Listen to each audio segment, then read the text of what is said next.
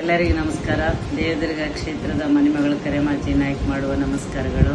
Video ಮುಖಾಂತರ ತಮ್ಮ ಮುಂದೆ ಬರಲಿಕ್ಕೆ ಕಾರಣ ಏನಂತಂದರೆ, ದಿನಾಂಕ 27 ಬೆಳಗ್ಗೆ 11 ಗಂಟೆಗೆ ನಮ್ಮ ರಾಜ್ಯದ ಜಾತ್ಯತೀತ ಜನತಾದಳ ಪಕ್ಷದ ರಾಜ್ಯ ಯುವ ಮುಖಂಡರಾದಂಥ ಸನ್ಮಾನ್ಯ ಶ್ರೀ ನಿಖಿಲ್ ಕುಮಾರಸ್ವಾಮಿ ಅವರು ಜನರ ಜೊತೆ ಜನತಾದಳ ಅನ್ನೋಂಥ ಒಂದು ಕಾರ್ಯಕ್ರಮ ಮತ್ತು ಸದಸ್ಯತ್ವ ಅಭಿಯಾನ ಕಾರ್ಯಕ್ರಮವನ್ನು ರಾಜ್ಯಾದ್ಯಂತ 58 ದಿನ ಎಲ್ಲ ಯುವಕರು ಮತ್ತು ರೈತರು, ಮಹಿಳೆಯರು, ಎಲ್ಲ ಬುದ್ಧಿಜೀವಿಗಳು, ಹಿರಿಯರ ಆಶೀರ್ವಾದಕ್ಕಾಗಿ ಅವರು ರಾಜ್ಯ ಪ್ರವಾಸ ಹಾಕ್ಕೊಂಡಿದ್ದಾರೆ.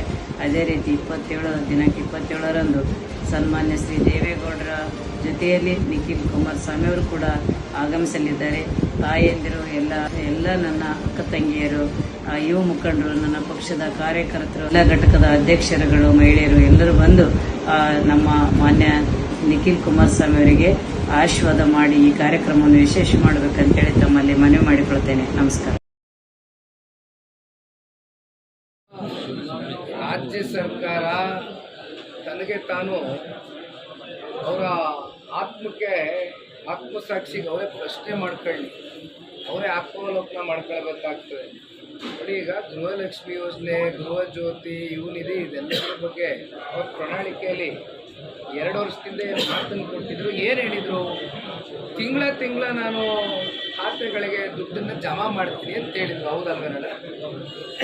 ಬಟ್ ಇತ್ತೀಚೆಗೆ ಪಾಪ ನಮ್ಮ ಈ ರಾಜ್ಯದ ಗೌರವಾನ್ವಿತ ಉಪಮುಖ್ಯಮಂತ್ರಿಗಳು ಒಂದು 4-5 ಕಡೆ ಮಾತಾಡ್ಬೇಕಾದ್ರೆ ಯಾವಾಗ ಇವೆಲ್ಲ ಸಮರ್ಪಕವಾಗಿ ತಿಂಗಳ ಅವ್ರು ಕೊಟ್ಟಂಥ ಮಾತು ನಾವು ಕೇಳಿಲ್ಲ, ಜನ ಕೇಳಲಿಲ್ಲ, ಯಾವಾಗ ಹೋಗ್ತಾ ಇರಲಿಲ್ಲ ಅವ್ರ ಖಾತೆಗಳಿಗೆ, ಆಗ ಪಾಪ ಉಪಮುಖ್ಯಮಂತ್ರಿಗಳು ಒಂದು ಮಾತು ಹೇಳ್ತಾರೆ, ರೀ ನಾವೇನು ತಿಂಗಳ ಕೊಡ್ತೀವಿ ಅಂತ ಹೇಳಿದ್ವಿ ರೀ, ಯಾವಾಗಲೂ ಬರ್ತದಪ್ಪ, ಕಾಯಬೇಕು ಅಂತ. ಅಂದರೆ MP ಚುನಾವಣೆ ಬರ್ತದೆ, 4 ತಿಂಗಳು ಇಟ್ಕೊಂಡಿರೋದು ಒಂದೇ ಸಲ ಹಾಕೋದು.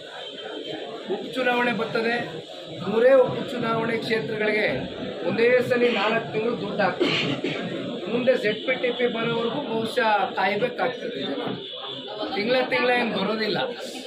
ತಿಂಗಳ ಪಾಪ ಅವ್ರು ಅವತ್ತು ಮಾತು ಕೊಟ್ಟಿದ್ದೇನು ಮಾತು ಮೇಲೆ ಇರ್ಬೇಕಂತ ಏನಿದೆ ರೀ? ಕಾಂಗ್ರೆಸ್ ಪಕ್ಷ ಯಾವತ್ತಿದ್ರು ಅವ್ರ ಮಾತು ಮೇಲೆ?